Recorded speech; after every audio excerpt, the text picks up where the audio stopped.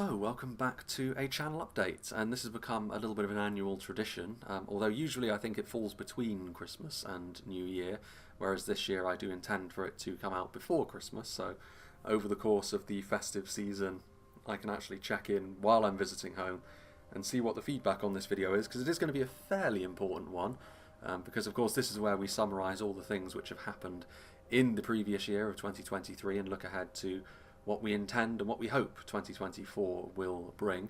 So first things first, before we get underway, I do hope that you have had a good 2023. I hope 2024 will be even better, and I hope that you have a nice festive season as well. So this is going to be a little bit of a weird one, because it's going to appear on the face of it to be a little bit of a downer of a video, which is a little bit unfortunate just before Christmas. But it is with a point in mind, and ultimately we will be ending on what we will be looking forward to in 2024, which, you know, we're going to be looking on the positive side for that. But in summarising 2023, I think the most important thing that I can say looking back on 2023 is I don't really feel as though I've been good enough over the course of 2023, certainly as it has marched on into the second half of the year. And there are a number of reasons for this, ultimately, and there are a number of things that you can cite, and you can neatly categorise it really into unavailability and, you know, burnout if you really want to, you know, really simplify things down, though I do think context is important here. But yeah, it is a little bit of a concern, because I feel like where I've kind of ended up in the community, there is a certain responsibility that comes along with that, ultimately. I think I'm talking about Reforged especially here, because that's the primary content on my channel. There are also other things. Ultimately, I haven't engaged with the community to the extent that I kind of need to and probably should. From a sort of community standpoint, it probably would have been more beneficial, certainly over the course of the last year, if someone else held the position that I do, with regards to how my channel has grown into what it has over the course of, I mean, I've been doing this for a fair amount of time now, so it's not completely without merit, and I should remind myself of that, but ultimately I do need to do better in the coming year. But I mean, the reasons for why, I mean, I already mentioned, you know, offhandedly burnout. Running a channel, and I have mentioned the factors involved in what I'm going to say now before, though maybe not wrapped up and summarised in a single video like this. I'm not the only one who has this problem. I know that Windy Pop's, another content creator within the space, is similar. It's not exactly the same, but it is similar, where we both work away for extended periods of time at sea, and it's one of the worst jobs you could hope to have while trying to maintain a YouTube channel. YouTube, it's not so much that it rewards consistency, it's more the fact that it punishes inconsistency in terms of upload schedule. So it means that when I'm not away, I need to cram in as much as I possibly can, and obviously when I'm away, it means I don't have a lot of free time. When I come back, my free time is very, very limited, and in order to really do everything that I should, really, in order for the channel to grow and in order for the community to benefit the most and all of that sort of thing, I would need to pretty much pour the entirety of my free time into it, and that would leave me resenting it very, very quickly. I know it would. You know, I've been doing this for a while at this point, and burnout is an ever-present problem that I keep brushing up against, and if I were to go hammer and tongs into it like that, I would stop enjoying it very, very quickly, and enjoyment is always the thing for me. I've never come to the moment where I've actively not enjoyed doing the YouTube stuff, you know, and ultimately it is gratifying that people do enjoy watching what I make. So we've never reached that point, but I know for a fact that I would if I were to do all of the things necessary to truly get the most out of the channel and the community. It's kind of a catch-22, really. In order for the channel to grow further, I would need to engage with it to the extent that I would stop enjoying it. So it's a bit of a weird situation, really. My job is ultimately to blame for that, and if you go back and watch the previous two annual channel updates over the course of Christmas, you will note that it's been in the plans to leave my current job and move on to a different company or a different position for a while now. That hasn't materialised for various reasons, which are not really important. The coming year, however, even if I stay with my current company, I should be rotated into a role which means I will not be going away anywhere near as much. And if that is the case, of course, I will be able to upload to the channel more frequently. I should be able to work from home a lot more as well, which is going to cut down on, again, that's just another time sink which takes away from time that I could be spending elsewhere. And hopefully all of these factors together will mean that I can have more time to put into the channel, more time to put into the community, and this is a problem that will remedy itself. This is the sort of... I've been burned twice before by saying this, however, so it's the sort of thing we will have to watch out for. I will be making a concerted effort to engage with the community more anyway, because I mean, even very recently, I mean, I of course get requests to join games an awful lot, and do various things like events and live streams and all of that. Even recently as well, one of the things which I've had, someone asked me several times is they've offered to make a Discord for me specifically. Now I have certain other reservations regarding that, but the main one and the main reason why I've ultimately refused is because immediately the Discord would run into the same problem that the channel is, which is, I'm not engaging with it or the community enough for such a thing to be worthwhile or even be successful as it stands, though, as I said, in the coming year that may very well change.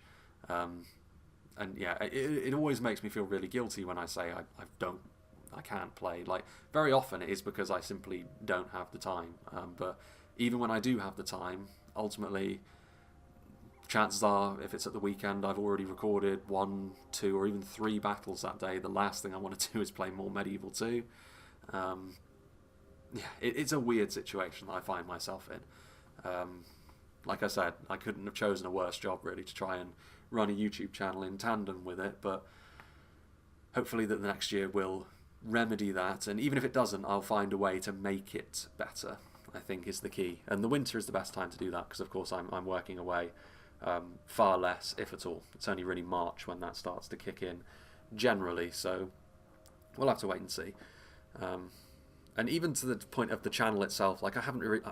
this is more of a recent problem, ever since I had to sort of cut down on the amount that I was uploading to the channel. I've managed to get back to 2 videos a week more recently, but ultimately I haven't been engaging with the comments either as much as I really ought to, and I need to get back to doing that, because that is the lifeblood of the channel ultimately. People like it far more when, of course, when you're talking to them and when you're acknowledging the fact that they're engaging with what you've made, and I really like the fact that people like what I do. So it's one of those things. That's certainly something which is entirely on me. That's not even a case of burnout or not having enough time. That's just something which slips the mind, and it's something that I've got to get better at in the coming year. So what's the overall plan? Part of it does depend on the new patch, of course, the much vaunted new patch, which is going to be the subject of the closing section of this video, because I have heard murmurings that it is entering more critical phases.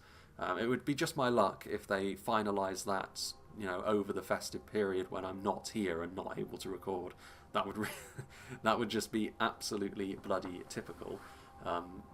But I think it will be early 2024 that we will be enjoying the new patch, and it's something which Reforged needs as much as my channel needs it, and my own sense of alleviating that feeling of burnout needs. Reforged as a whole does need it as well, and I can very much appreciate the fact that it's much better to put more time into things and make it right the first time rather than release it and have to release a bunch of sort of smaller updates after the fact. So we can look forward to that. The exact date of that will have an impact, because as soon as that comes out, of course, it means that I can start returning to my roots, really, in terms of looking at things more mechanically. We can do faction overviews again, which I've always slated for the midweek slots, and then battle replays at the weekend. That's always been the idea I've had in my head, and that will naturally, I think, rejuvenate things. And obviously there's a necessity to get the information out there when there's a bunch of new stuff, so very much looking forward to that. So hopefully that can be the catalyst for all of the previous things that I have mentioned. And I will also be sticking even more fervently perhaps to being a little bit more selective when it comes to quality and themes. I know that I mean, this battle replay that's running in the background is a good example. We've already seen Coruscant, this new version, this new map, played in the past, but it's a hodgepodge of factions, of course. And while many people will say in a comment section, we don't care about that. It's the battle quality, if anything, is actually improved when you have a variety of diverse factions on the field. But people ultimately vote with their eyeballs, and this type of battle is less popular. And there's another good example of that I have in reserve at the moment. There's a battle for Rivendell, the updated version of Rivendell. But again, it's just a plethora of different factions, and I would much rather the first time I show off the new version of Rivendell be something thematic that I can, at least tell something of a story with. So it's an interesting thing, but I think it's going to have to come down to, even if it ends up causing a gap in my schedule, I need to kind of stick to certain rules and requirements, which, especially considering the fact that I've already, criticised myself roundly in the first half of this video, it comes off as a little ungrateful if someone sends something to me and ultimately then I end up not using it because of what is ultimately superficial purposes when it comes to a theme, for example. Repeat maps are a problem though as well, which is something I don't want to go back to, because before the new patch previews started coming out, that was a real issue that Reforged was running into. I don't want to go back to that, so when a new map is made, I want the first time I show it at least to be something a little bit special, and even going beyond that as well, sort of not try not to repeat maps as much as I can. That's another thing which needs to happen, because that's the sort of thing which can make the feeling of burnout worse. And that, in conjunction with the new patch coming out, I think that is a problem that will solve itself though, because once the new patch comes out, the player base will be united once again, which I think is the main thing regarding this. Once the community is all able to play on the same version and everyone's organising games within the same system and the same version, everything will improve as a result of that. So yeah, that's going to be interesting to see. Hopefully that will be on a shorter time scale, but not so short that it's over the festive season, because I won't be able to react to it then. I simply won't have access to my desk. And of course there are other reasons for why things have been a little bit slower this year, just general fatigue. There's been a lot of moving around, family stuff and property stuff, and trying to buy property and all of that. That's not really the sort of thing that you want to aerate online. So yeah, it is what it is. It's been a busy year. And the upshot of it all, though, is that 2024 can only be better. I think I said the same thing about 2023, but this time, it's purely speaking from a channel perspective. Because personally, I think 2023 was probably better than 2022 for me. As much as it has been exhausting, the toil has ultimately been worth it, I think. But yeah, 2024 from a channel perspective, I think can only be better than 2023. But on to slightly sunnier things to close out this video, because ultimately this is the pre-Christmas video, so want to be a little bit festive before we sign off for the holidays. I will try and get, of course, a backlog of videos out over the holidays while I'm gone. As I said, YouTube punishes being non-regular, but the new patch itself. And I don't want to put words in the devs' mouths, but maybe because of how long-winded the development of this new patch has been and how complicated it has ended up being as well, and what it's grown into, I'm sure that the devs have encountered some of the same sort of things that I've mentioned in this video. Maybe not. Maybe maybe I'm weak in that regard, and they are much more resilient than I. But I know that everyone is, of course, busy, and time and allocation of such is always a bit of a difficulty. So I'm really glad that we're starting to get to the end of this process now, and ultimately the devs getting their work out and people being able to enjoy it is the most important thing, I think. Because they have worked very hard on this. I know they've worked very hard on this. And it's the sort of thing where I think it would have been far less satisfying if ultimately they had released it. I mean, it's been in a playable state for a while now, of course. All of the previews have been, very polished, but it would have been less satisfying for them to release it and then ultimately several smaller updates then be forthcoming, and to get it to the point where they're happy with it, which it looks like they're zeroing in on now. And it also would have strung the player base out over several versions. It would have been a little bit chaotic, and ultimately, considering this has been the longest development cycle that Reforged has been a part of,